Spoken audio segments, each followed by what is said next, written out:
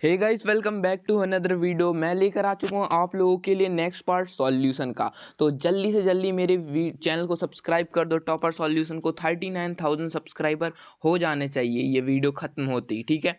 तो आप लोगों के लिए इस वीडियो में रियल पेपर, जी हाँ, ये जो 100% रियल पेपर है, आप लोग विश्वास करके देखो एक बार, क्योंकि अगर आप लोगों ने एक बार विश्वास कर लिया फिर आप लोग आकर कहोगे कि भैया आपने हमें फिजिक्स के पेपर में टॉप करवा दिया है। तो चलो, बिल्कुल 100% रियल सॉल्यूशन के साथ, ट्रस्टेड सॉल्यूशन के साथ हम आप लोगों के लिए इस वीडियो में सॉल्यूशन लेकर आए हैं। चलिए, तो सबसे पहले सही विकल्प देख लेते हैं। पहले वाले सही विकल्प का आंसर हो जाएगा 2 मीटर सेकेंड -1। एंड फिर सेकंड वाले का आंसर हो जाएगा पृथ्वी तल से किसी बिंदु को अधिकतम दूरी तक प्रक्षेप करने हेतु प्रक्षेप कोण होना चाहिए आप लोगों का, वो होना चाहिए 45 डिग्री। ओके, 90 डिग्री मत लगाना, बहुत सारे बच्चे 90 डिग्री लगा देते। फिर आता है आप लोगों का पृथ्वी केंद्र पर गुरुत्वीय बल का मान होता है 0। जी हाँ, 0 होता है। एंड अब आप लोगों का फोर्थ क्वेश्चन आ जाता है। फोर्थ क्वेश्चन में किसी पिंड पर F बल कार्य कर रहा है जिसे विस्थापन D उत्पन्न होता है, ठीक है। निम्नलिखित में से F व D में कौन सा कार्य ऋणात्मक है? तो आप लोगों का यहाँ पर आंसर आ जाएगा। आप लोगों का यहाँ पर आप लोगों का आंसर क्या होगा इसमें, ठीक है। तो मैं बताता हूँ आप लोगों का इसका आंसर क्या होगा। आप लोगों का, आप लोग थोड़ा वेट कीजिए। जी हाँ, इसका आंसर हो जाएगा C वाला, ठीक है। C वाला आंसर हो जाएगा आप लोगों का। एंड फिफ्थ वाला आता है कि कोई मशीन 1 घंटे में 36.6 जूल कार्य करती है तो इसकी शक्ति होगी, इसकी शक्ति कितनी होगी? तो 1000 वॉट होगी। एंड फिर आ जाएगा आप लोगों का क्वेश्चन नंबर 6 कि किसी गतिशील पिंड पर कोई नेट बाह्य बल कार्य करत है नहीं है तो इसके लिए निम्नलिखित में से कौन सा कथन सत्य है? तो ए वाला कथन सत्य हो जाएगा। पिंड का वेग धीरे धीरे कम हो जाएगा, ठीक है। ये आंसर है। यहाँ पर आप लोग लगा लेंगे, आप लोग बी, पहले वाले में बी लगा लेंगे और फोर्थ वाले में डी। तो आप लोगों के MCQs के पूरा सॉल्यूशन हो गया है। बहुत सारे बच्चों ने आंसर बताए थे हम लोगों को। चलिए, अब आ जाते हैं रिक्त स्थान पर। रिक्त स्थान में एक समान त्वरित गति में वेग परिवर्तन की दर एक समान होती है और किसी 1 सेंटीमीटर भुजा वाले घन में 1 × 10⁻⁻6 मीटर स्क्वायर के बराबर होता है। फिर आप लोगों का आएगा कि किसी क्षण वस्तु का वेग उस क्षण स्थान समय ग्राफ के प्रवणता, जी हाँ, प्रवणता के बराबर होता है, ठीक है। यहाँ पर प्रवणता आएगा आप लोगों का। एंड संवेग में परिवर्तन की दर आप लोगों की आएगी आवेग, ठीक है। संवेग में परिवर्तन की दर संवेग में परिवर्तन की दर को आवेग कहते हैं, ठीक है। एंड किसी वस्तु का उसके गतिक जड़त्व की माप होती है तो वो होता है द्रव्यमान, ठीक है। ये आप लोगों के आंसर रहे सेकंड वाले के, स्क्रीनशॉट ले सकते हैं आप लोग, ठीक है। एंड आप लोगों का सिक्स्थ वाले का मैंने आंसर दिखा दिया, ये सही जोड़ियाँ नहीं। इनका आंसर अभी तक ये इतना ही मिला है और अगर आप लोगों को पता हो तो आप लोग हमें कमेंट बॉक्स में बता सकते हैं, ठीक है। और आप लोगों के लिए हम इतनी मेहनत कर रहे हैं तो आप लोग जल्दी से जल्दी 39,000 सब्सक्राइबर करवा दो यार हमारे चैनल पर। बस एक ही रिक्वेस्ट है आपके लिए, सुबह उठकर इतना ज़्यादा हम लोग मेहनत कर रहे हैं तो थोड़ी मोटिवेशन तो हमें भी मिलना चाहिए। तो 39,000, सिर्फ थोड़ी सी सब्सक्राइबर हैं 39,000। आप लोग अगर सब लोग मिलकर एक साथ सब्सक्राइब कर दोगे तो 39,000 सब्सक्राइबर हो जाएंगे, ठीक है। अब आते हैं हम लोग एक वाक्य एक शब्द में उत्तर देने हैं। तो कोई त्वरित गति वृत्ताकार कब होगी? तो इसका आंसर आ जाएगा ये, कोई त्वरित गति वृत्ताकार होगी यदि वस्तु की गति की दिशा लगातार बदलती रहे, ठीक है। एंड फिर आएगा कोई त्वरित गति परवलयाकार कब होगी? तो कोई त्वरित गति परवलयाकार जब होगी जब उसे ऊर्ध्वाधर दिशा में एक प्रारंभिक वेग के साथ प्रक्षेपित किया जाए, ठीक है। एंड अब आएगा आप लोगों का थर्ड वाले में आएगा, इसमें कितना बल लग रहा है? 9.8 न्यूटन। अभी प्रतिक्रिया का मान कितना होगा? तो 9.8 न्यूटन आएगा। एंड दो सदिशों के सदिश गुणा कब शून्य होंगे? जब दोनों सदिश लंबवत होंगे, ठीक है, परस्पर लंबवत होंगे, यानी कि दोनों सदिश एक दूसरे के समांतर होंगे, ठीक है। समांतर होंगे तो भी शून्य आएगा, लंबवत होंगे तो भी शून्य आएगा, ठीक है। एंड आप लोगों का आ जाएगा फिर सिक्स्थ वाला कि चंद्रमा को पृथ्वी के आपस वृत्तीय कक्षा में चक्कर लगाने के लिए आवश्यक अभिकेंद्री बल से प्राप्त होगा। तो इसका आंसर आ जाएगा आप लोगों का पृथ्वी का गुरुत्वाकर्षण बल के कारण, ठीक है।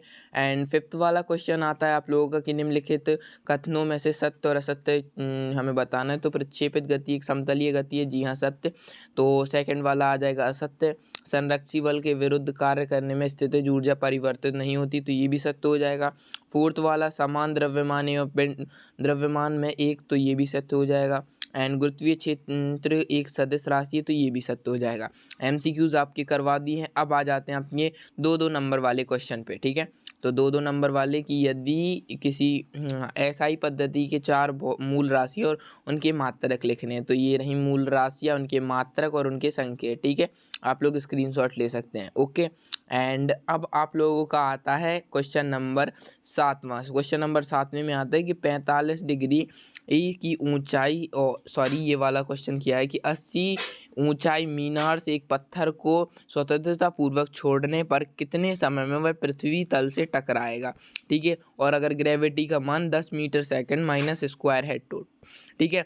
तो इसके लिए प्रॉपर सॉल्यूशन क्या होगा कि हम लिखेंगे कि गुरुत्व की अधीन गिरती हुई वस्तु का समय ऊंचाई और समय पर निर्भर करता है। तो दिया गया है h जो होगा ये होगा, एंड आप लोगों का आंसर क्या आ जाएगा 4 सेकंड, ठीक है। इसीलिए 80 मीटर ऊंचाई से मीनार को छोड़ने में 4 सेकंड में वो पृथ्वी तल से टकराएगा, ओके। फिर है एकांक सदिश। हाँ हमें एक क्वेश्चन दिखा देता हूँ मैं आप लोगों को कि एकांक सदिश किसे कहते हैं और इसका उपयोग बताइए, ठीक है। तो एकांक सदिश हम बताते हैं कि एकांक सदिश ये रहा, और इसका उपयोग होता है कि सदिश की दिशा को दर्शाने में इसका उपयोग किया जाता है, ठीक है। एंड अब आ जाते हैं 9th वाले क्वेश्चन में। 9th वाला क्वेश्चन क्या है आप लोगों के, इसे न्यूटन की गति से संबंधित तृतीय नियम लिखना है। 2 नंबर में पूछा गया है ये। तो आप लोगों का इसका आंसर क्या होगा, आप लोगों का न्यूटन की गति का तृतीय नियम तो ये रहा, ठीक है। 9th वाला कि इस नियम अनुसार प्रत्येक क्रिया के उसके विपरीत दिशा में बराबर प्रतिक्रिया होती है, ठीक है। एंड अब आ जाता है आप लोगों का 10वां क्वेश्चन की प्रत्यास्थ संघट्ट किसे कहते हैं। तो प्रत्यास्थ संघट्ट का सॉल्यूशन देख लेंगे आप लोगों को। तो ये रहा प्रत्यास्थ संघट्ट का सॉल्यूशन कि वह संघट्ट जिसका निकाय का संवेग और गतिज ऊर्जा दोनों संरक्षित रहे प्रत्यास्थ संघट्ट कहलाता है, ओके।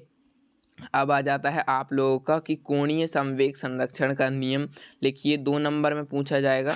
तो आप लोगों का ये रहा 2 नंबर में कि ये रहा, ठीक है, कि इस नियम अनुसार यदि घूमते हुए पिंड पर निकाय पर कोई बाह्य बल आघूर्ण न लगाया जाए तो उसका कोणीय संवेग नियत रहता है, ठीक है। अब आ जाते हैं अपने 12वें वाले सवाल पे, जो कि आप लोगों का हो जाता है यहाँ पर गुरुत्वीय क्षेत्र की तीव्रता की परिभाषा बतानी है। 2 नंबर में पूछा जाएगा, ठीक है। तो गुरुत्वीय क्षेत्र की तीव्रता हम देख लेते हैं, ये रही आप लोगों की कि एकांक द्रव्यमान के पिंड को अनंत से गुरुत्वीय क्षेत्र के किसी बिंदु तक लाने में जो कार्य करना पड़ता है उसे उस बिंदु का गुरुत्वीय क्षेत्र की तीव्रता कहते हैं। इसका ऐसे ही मात्रक न्यूटन मीटर होता है, न्यूटन बटे मीटर, ओके। अब आ जाते हैं अपने 13वें वाले क्वेश्चन पे कि जो 3 नंबर की हो, ठीक है। तो विमीय विधि का उपयोग करते हैं, हमें इस समीकरण की शुद्धता की जांच करनी है, ठीक है। तो इस समीकरण की शुद्धता की जांच कर लेते हैं। तो आप क्या लिखेंगे कि दिया गया समीकरण है k = 1/2 mv² प्लस m है। तो जहाँ पर k की विमा m L2 t-2, m की विमा l और m की विमा m हो जाएगी, a की विमा LT-2 हो जाएगी, v की विमा LT-1 हो जाएगी। एंड समीकरण में अगर हम मान रख देंगे तो हमारे पास क्या आएगा, ML2 t-2 एंड MLT-2। तो दोनों ही अलग अलग हैं, इसलिए इनका जोड़ नहीं किया जा सकता, अतः सूत्र जो है विमीय दृष्टि से गलत हो जाएगा, ओके। यहाँ पर आप लोगों का 3 नंबर का एक सवाल हो गया। चलिए अब आ जाते हैं हमने 14 वाले सवाल पे, ठीक है। तो ये भी 3 नंबर में आप लोगों से पूछा गया कि जड़त्व आघूर्ण किसे कहते हैं, वह किन किन कारकों पर निर्भर करता है, ठीक है। तो जड़त्व आघूर्ण देख लेते हैं किन किन कारकों पर निर्भर करता है। तो आप लोगों का ये रहा जड़त्व आघूर्ण। घूर्णन गति में कोई पिंड उसकी घूर्णन अवस्था में परिवर्तन करने के लिए लगाए गए बाह्य बल आघूर्ण का विरोध करता है, उसे उसकी इस प्रवृत्ति को जड़त्व आघूर्ण कहते हैं। जड़त्व आघूर्ण निम्न कारकों पर निर्भर करता है, पिंड के द्रव्यमान पर, पिंड के द्रव्यमान के वितरण पर और घूर्णन अक्ष की स्थिति पर, ठीक है। इन 3 कारकों पर जो है जड़त्व आघूर्ण निर्भर करता है। अब आ जाते हैं अपने क्वेश्चन नंबर 15 पर कि पृथ्वी पर किसी पर्वत की ऊंचाई 10 किलोमीटर से अधिक क्यों नहीं होती। 3 नंबर में सवाल पूछा जाएगा। तो आप लोगों का आंसर क्या लिखेंगे कि ये नहीं लिखना है, आप लिखेंगे कि पृथ्वी पर किसी पर्वत की ऊंचाई 10 किलोमीटर से अधिक इसलिए नहीं होती है क्योंकि जब ऊंचाई 10 किलोमीटर होगी तो बल कितना हो जाएगा, उसके ऊपर बल कितना लगेगा 2.94 और इंटू 10⁻12 न्यूटन। और यह जो भार होता है वो चट्टान की प्रत्यास्थ सीमा से अधिक होता है। इस सीमा के बाद चट्टान टूटने लगती है। इसीलिए जब कोई पर्वत 10 किलोमीटर से अधिक ऊंचा होता है तो उसके नीचे स्थित चट्टानें टूटने लगती हैं और पर्वत गिर जाता है। इसलिए पृथ्वी पर कोई भी पर्वत 10 किलोमीटर से अधिक नहीं होता। ठीक है, तो अब आप लोगों का आ जाता है 16वां वाला सवाल, जो कि बहुत आप लोगों का है, जो आप लोगों का होगा कि कारण स्पष्ट करना है कि हमें कांच का समतल पृष्ठ पर जल फैलने लगता है, मतलब कांच के समतल पृष्ठ पर जो है जल फैलने लगता है, जबकि पारा उस समतल पृष्ठ पे बूंद बन जाता है। ठीक है, ठीक है, तो आप लोगों का इसका आंसर क्या होगा? इसका आंसर थोड़ा लंबा सा है, तो आप लोग देखेंगे कि कांच में समतल पृष्ठ पर जल फैलने का प्रयास करता है, जबकि पारा उस पृष्ठ पर बूंद बनने का प्रयास करता है, क्योंकि पारे के अणुओं के बीच सहसंजक बल पारे व कांच के अणुओं के बीच के असंजक बल से अधिक होता है। इस कारण कांच व पारे का स्पर्श कोण अधिक कोण होता है। और इसके विपरीत जो रहता है जल के अणुओं के बीच का सहसंजक बल जो रहता है वो कांच के अणुओं के असंजक बल से कम होता है। इसलिए जो कांच रहता है, कांच पे जो जल रहता है वो फैलने का प्रयास करता है। अब देखिए, ये यहाँ तक तो हमने 2 नंबर, 3 नंबर और 1 नंबर के सारे सवाल करवा दिए। अब सिर्फ 4 नंबर के सवाल बचे हैं और आप लोगों के 4 नंबर के 3-4 सवाल बचे हैं। ठीक है, तो आप लोगों की ये हो जाएंगे नेक्स्ट वीडियो में। नेक्स्ट वीडियो जब तक आएगी, जब तक आप लोग 39,000 सब्सक्राइबर करवाओ और मैं नेक्स्ट आगे का सॉल्यूशन ढूंढता हूँ। तो जल्दी जल्दी सब्सक्राइब करो, जिससे मुझे सॉल्यूशन ढूंढने में जल्दी वो 39,000 और जल्दी से सब्सक्राइबर हो जाने चाहिए। मैं मिलता हूँ आप लोगों से किसी नई वीडियो में।